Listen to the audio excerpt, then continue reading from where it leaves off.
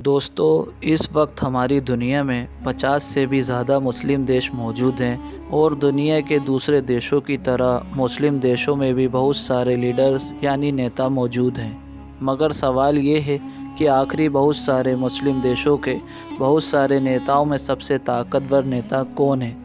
اسی سوال کا جواب دینے کے لیے آج کی اس ویڈیو میں ہم آپ لوگوں کو دنیا کے 5 سب سے طاقتور نیتاؤں کے بارے میں بتانے والے ہیں۔ آج کی اس ویڈیو کی مدد سے آپ لوگ بھی یہ جان سکیں گے کہ اس وقت ہماری دنیا میں جتنے بھی مسلم لیڈرز موجود ہیں، آخر ان میں سے 5 سب سے طاقتور نیتا کون ہیں۔ سب سے پہلے تو آپ لوگوں کو میں یہ بتاتا چلوں کہ آج کی ویڈیو کو ہم نے Royal Islamic study centre Jordan کی رپورٹ کی مدد سے تیار کیا ہے۔ اس رپورٹ میں جن نیتاؤں کو دنیا کے 5 سب سے طاقتور مسلم نیتاؤں کے بارے میں دکھایا گیا ہے، ان کے بارے میں یہ بھی دعویٰ کیا گیا ہے کہ یہ 5 مسلم نیتا اتنے زیادہ طاقتور ہیں کہ آج کے دور میں کوئی بھی انسان ان سے دشمنی مول نہیں لینا چاہتا۔ تو چلیے بنا دیری کیے اس لسٹ کو شروع کرتے ہیں۔ اس رپورٹ کے مطابق دنیا کے 5 سب سے طاقتور مسلم نیتاؤں کی لسٹ میں 5ویں نمبر پر نام آتا ہے محمد سادس کا۔ محمد سادس اسی موروکو کے بادشاہ ہیں کہ جس کو کسی دور میں مراکش کے نام سے بھی جانا جاتا تھا۔ آپ محمد سادس یعنی محمد سس کی طاقت کا اندازہ اس بات سے بھی لگا سکتے ہیں کہ وہ موروکو کے اس تخت پر پچھلے 22 سال یعنی 1999 سے وراجمان ہیں۔ اتنا ہی نہیں، محمد سادس کے بارے میں خاص بات یہ بھی ہے کہ ان کا خونی رشتہ حضرت محمد صلی اللہ علیہ وسلم کے ساتھ اوپر جا کر جڑ جاتا ہے، یعنی پیغمبر حضرت محمد صلی اللہ علیہ وسلم کی نسل سے ہیں۔ آپ کو بتاتے چلیں جس خاندان سے محمد سادس تعلق رکھتے ہیں، یہ ایک ایسا خاندان ہے جو کہ لگ بھگ پچھلے 400 سال سے موروکو پر حکومت کر رہا ہے۔ اس خاندان کی سلطنت کی بنیاد 1641 میں رکھی گئی تھی۔ بات کریں محمد سادس یعنی محمد سس کے بارے میں تو ان کی عمر لگ بھگ 58 سال ہے۔ دوستو اب بات کرتے ہیں ہماری دنیا کے چوتھے سب سے طاقتور مسلم نیتا کے بارے میں، اور وہ ہیں king of Jordan Abdullah second. وہی عبداللہ سیکنڈ جو پچھلے 22 سالوں سے یعنی 1999 سے لگاتار جارڈن کے علاقوں پر راج کر رہے ہیں۔ آپ میں سے جو لوگ بھی نہیں جانتے ہیں میں ان کو بتاتا چلوں کہ یہ وہی جارڈن ہے جس کو کسی دور میں اردن کے نام سے جانا جاتا تھا۔ عبداللہ سیکنڈ کی گنتی بھی اس وقت دنیا کے سب سے طاقتور مسلم لیڈرز میں کی جاتی ہے۔ کنگ عبداللہ ویسے تو جارڈن کو بہت سارے علاقوں میں کامیابی کرنے میں اہم کردار ادا کیا ہے،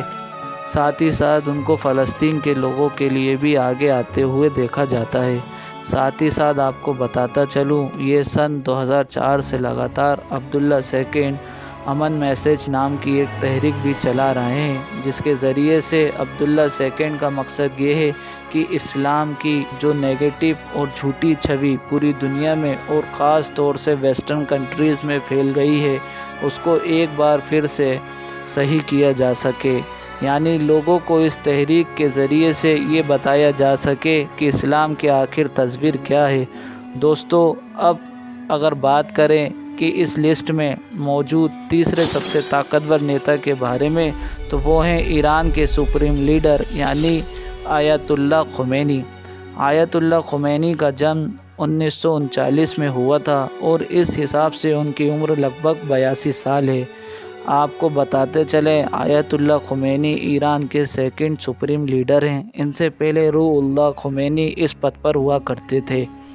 آیت اللہ خمینی کی طاقت کا اندازہ ہم لوگ اس بات سے بھی لگا سکتے ہیں کہ وہ ایران کے سب سے طاقتور کرسی پر پچھلے لگ بھگ 32 سالوں سے یعنی لگ بھگ 1989 سے لگاتار بیٹھے ہوئے ہیں، اور ان کو ہی ایران کا نہ صرف سب سے طاقتور انسان مانا جاتا ہے بلکہ ان کے اشارے پر پورا ایران چلتا بھی ہے۔ اتنا ہی نہیں دوستو،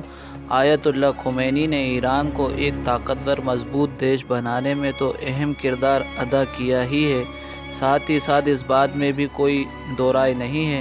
کہ آیت اللہ خمینی کو ہی اس وقت اسرائیل کے سب سے بڑے دشمن کے طور پر ہی دیکھا جاتا ہے، کیونکہ آیت اللہ خمینی کے علاوہ ہماری اس دنیا میں شاید ہی کوئی ایسا نیتا موجود ہوگا جس پر اسرائیل اتنا زیادہ فوکس کرتا ہوگا کہ جتنا آیت اللہ خمینی پر کرتا ہے۔ یہی وجہ ہے کہ آج بھی وقت وقت پر ایران اور اسرائیل کے بیچ جھڑپیں بھی ہوتی رہتی ہیں۔ دوستو، اب بات کرتے ہیں ہماری دنیا کے دوسرے سب سے طاقتور مسلم نیتا کے بارے میں، اور وہ سعودی عربیہ کے کنگ سلمان بن عبدالعزیز ہیں۔ آپ کو بتاتے چلیں، سلمان بن عبدالعزیز کے مسلم دنیا کے ایک طاقتور نیتا ہونے کے پیچھے مین وجہ تو یہ بھی ہے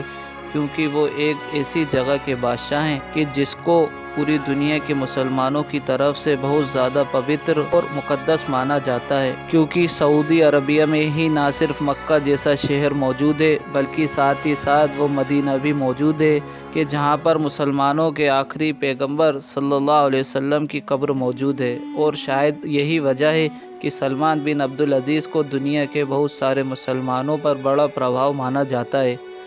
سلمان بن عبدالعزیز کی پیدائش 31 دسمبر 1935 کو ہوئی تھی۔ اس حساب سے ان کی عمر لگ بھگ 86 سال کے قریب ہو چکی ہے۔ 2015 میں جب سلمان بن عبدالعزیز سعودی عربیہ کے بادشاہ بنے تھے تو انہوں نے بادشاہ کی کرسی پر بیٹھنے کے بعد انٹرنیشنل لیول پر کئی بڑے فیصلے لیے تھے۔